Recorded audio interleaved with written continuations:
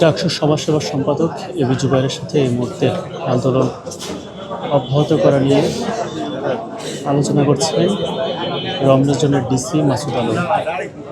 ধানমন্ডি ৩২-এ সারাদিন ব্যাপী যে আইনশৃঙ্খলা বাহিনীর সাথে আন্দোলনকারীদের দফা দেওয়া সমস্যা হয়েছে, সেটি শেষ করে ঘরে ফিরে যাওয়ার আহ্বান জানিয়ে দীর্ঘক্ষণ আলোচনা করে। তবে এই মুহূর্তে কিন্তু আন্দোলনকারীদের পক্ষ থেকে ডাকসুর সমাজসেবা সম্পাদক এবি জুবাইরকে নিয়ে একান্ত আলোচনা করছেন রমজানের ডিসি মাসুদ আলম, এবং এই আলোচনা শেষেই কিন্তু বোঝা যাবে আসলে ধানমন্ডি ৩২-এর যে আন্দোলন সেটি কতটুকু করায়।